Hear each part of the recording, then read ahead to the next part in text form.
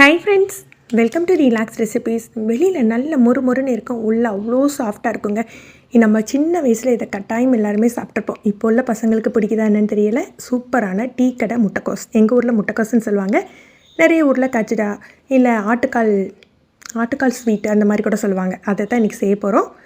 ஒரு அரை கப் அளவுக்கு சீனி எடுத்திருக்கேன், அதில் 3 ஏலக்காய், ஒரு முட்டை, இதெல்லாம் சேர்த்து நம்ம மிக்சியில் அரைச்சி எடுத்துக்கலாம். நீங்கள் சீனியை திரிச்சிட்டு கூட முட்டை சேர்த்து அடித்து எடுத்துக்கலாம்.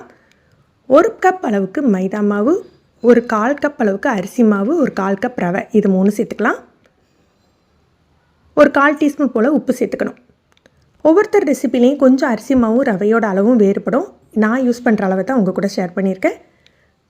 ஒரு சிட்டிகை போல் சோடாப்பூ, இதை சேர்த்து நல்லா மிக்ஸ் பண்ணி விட்டுக்கலாம்.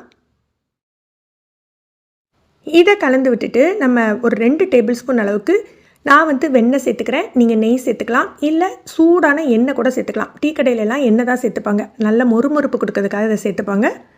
இதை நல்லா மிக்ஸ் பண்ணிக்கணும். கடைசியாக நம்ம அடித்து வச்சுருக்கோம் இல்லையா முட்டை, சீனி, அதையும் இதில் சேர்த்து நம்ம பிசைஞ்சு எடுத்துக்க போகிறோம். முட்டை சீனி இந்த மாவு அளவுக்கு பத்தாது. முதல்ல நீங்கள் கை வச்சு நல்லா மிக்ஸ் பண்ணி விட்டுக்கோங்க. கடைசியாக ஒரு 2 டேபிள் ஸ்பூன் பால் அல்லது தண்ணி சேர்த்துக்கலாம். தண்ணி சேர்த்துட்டு கொஞ்சம் தளர்வாக இருக்கிற மாதிரி கலந்து விட்டுக்கலாம்.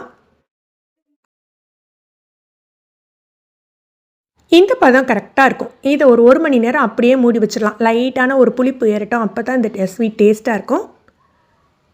நம்ம ரவை சேர்த்துக்கிறதுனால இது கொஞ்சம் கட்டிப்பட்டு வந்துடும். கையிலெல்லாம் ரொம்ப ஒட்டாது. இந்த மாதிரி எடுத்திங்கன்னா மாவு ரொம்ப சாஃப்டாக இருக்கணும். சொல்லப்போனால் உளுந்த வடை மாவோட கொஞ்சம் கட்டியாக இருக்கும். இது எண்ணெயை நல்லா சூடு பண்ணிக்கலாம். டீயும் மிதமாக இருக்கணும், எண்ணெயும் மிதமான சூட்டில் இருக்கணும். ஏன்னா இது கொஞ்சம் நிதானமாக தான் வேகும். நிதானமாக வெந்தால் தான் வெளியில் நல்ல முறுமுறுப்பும் உள்ளே நல்ல வெந்து கிடைக்கும். டீயை ரொம்ப ஹை ஃப்ளேமில் வைக்காதீங்க. அதே போல் நமக்கு எண்ணெயை ரொம்ப சூடு ஏற்றிடாதீங்க.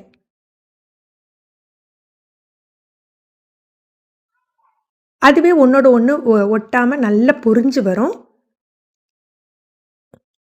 ஒரு பக்கம் கலர் சேஞ்ச் ஆனாக்கில் திருப்பி போட்டு வேக வைக்கணும். அப்போ தான் ஒன்று போல் அந்த கலர் கிடைக்கும்.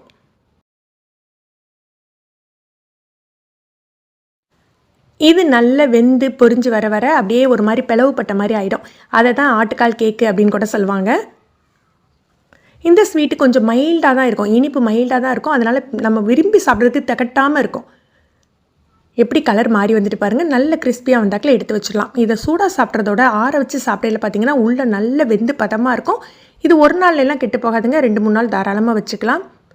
நீங்களும் ட்ரை பண்ணி பாருங்கள், எப்படி இருந்ததுன்னு சொல்லிட்டு மறக்காமல் கமெண்ட் பண்ணுங்கள். இந்த வீடியோ உங்களுக்கு பிடிச்சிருந்ததுன்னா, யூஸ்ஃபுல்லாக இருந்ததுன்னா மறக்காமல் கமெண்ட் பண்ணுங்கள்.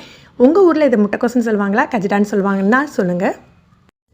நீங்கள் ஃபஸ்ட் டைம் ரிலாக்ஸ் ரெசிபீஸ் பார்க்குறீங்கன்னா சப்ஸ்கிரைப் பண்ணிக்கோங்க. கீழே இருக்க பெல் பட்டனில் ஆல்ங்கிற ஆப்ஷன் செலக்ட் பண்ணி வச்சுக்கிட்டிங்கன்னா நம்ம சேனலில் வீடியோக்கள் போட்ட உடனே நோட்டிஃபிகேஷன் கிடைக்கும். தேங்க்யூ.